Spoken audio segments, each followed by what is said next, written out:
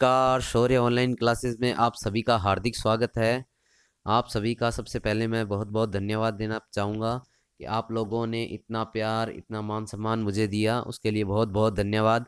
तो देखिए, आज हम बात करने जा रहे हैं भारत की सीमा के बारे में। भारत की सीमा दो प्रकार की है।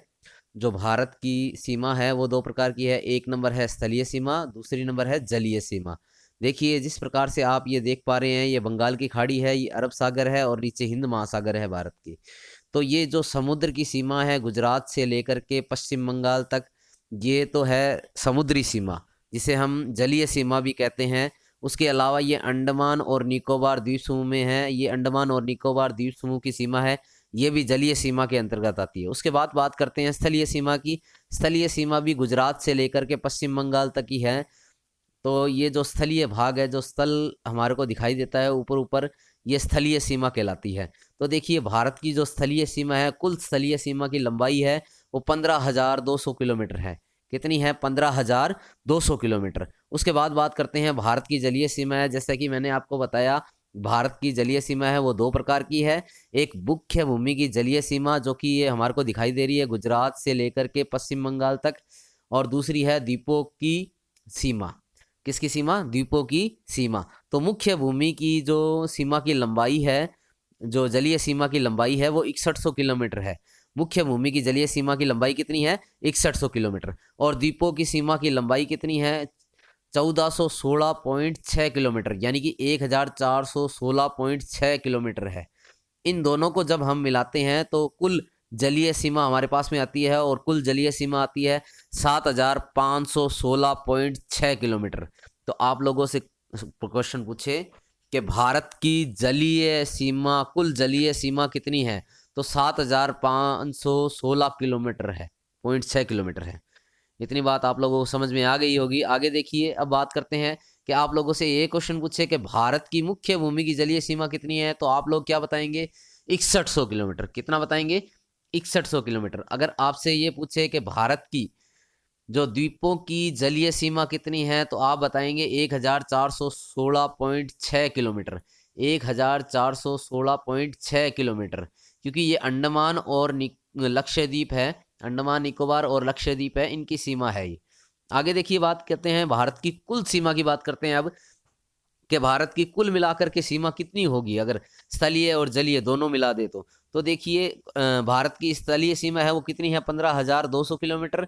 और भारत की कुल जलीय सीमा कितनी है? 7,516.6 किलोमीटर। इन दोनों को जब हम मिलाते हैं तो भारत की कुल स्थलीय और जलीय सीमा, कुल स्थलीय और जलीय सीमा, यानी कि दोनों को मिला दे तो भारत की कुल सीमा आ जाती है हमारे पास में।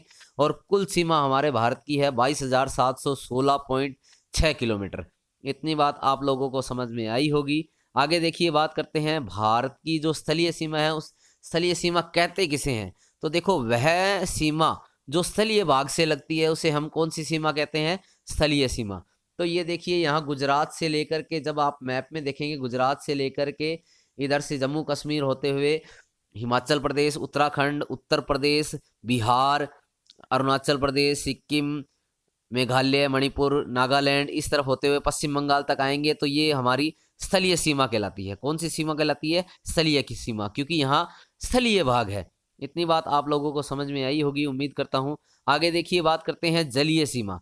कौन सी सीमा? जलीय सीमा। जलीय सीमा वो सीमा होती है जो समुद्र या सागर या महासागर से लगती है। अब देखो, यह जो सीमा है, ये जो किनारे किनारे पर दिख रही है, और ये अंडमान और निकोबार द्वीप समूह की सीमा है, वो समुद्र से लग रही है। इसीलिए इस सीमा को हम कौन सी सीमा कह रहे हैं? जलीय सीमा कह रहे हैं।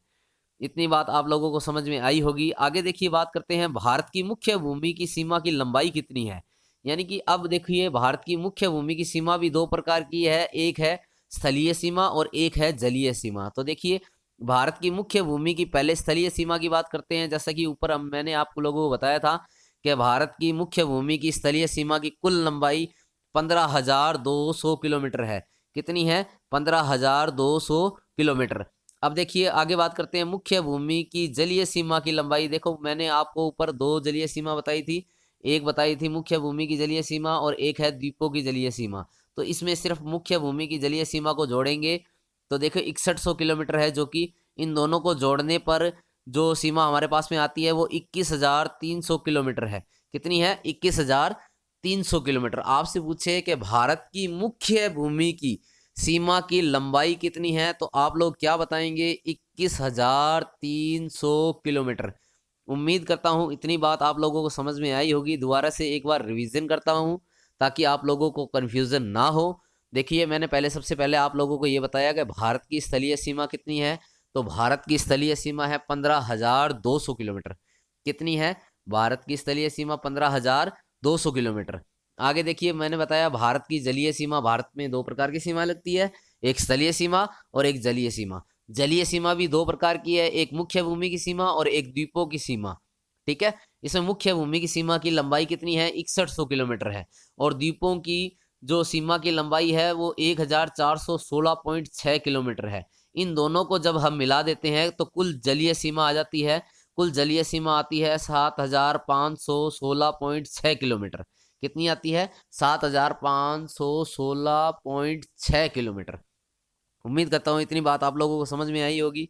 फिर भारत की कुल सीमा की बात की थी। भारत की कुल सीमा कितनी है, यानी कि स्थलीय सीमा और जलीय सीमा। तो इसमें हम कुल स्थलीय सीमा को जोड़ देंगे और कुल जलीय सीमा को जोड़ देंगे। तो कुल जलीय सीमा हम लोगों ने देखी थी कि 7516.6 किलोमीटर आई थी और जलीय सीमा 15,200 किलोमीटर है ही।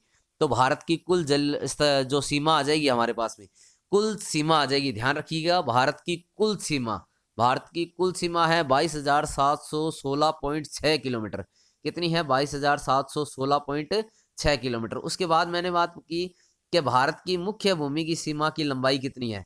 ये मुख्य भूमि जो हमारे को नक्शा दिखाई देता है भारत का, और ये भारत की जो सीमा है जो हमारे को दिखाई देती है, जो स्थलीय सीमा है, वो कितनी है? 15,200 किलोमीटर। कितनी है? 15,200 किलोमीटर। फिर हम बात करते हैं भारत की मुख्य भूमि की जलीय सीमा कितनी है, तो 6100 किलोमीटर है।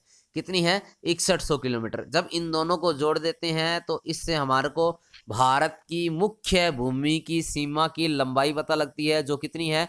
21,300 किलोमीटर है। कितनी है? 21,300 किलोमीटर है। उम्मीद करता हूँ मेरे द्वारा जो आप लोगों को जानकारी दी गई है वो आप लोगों को पसंद आई होगी।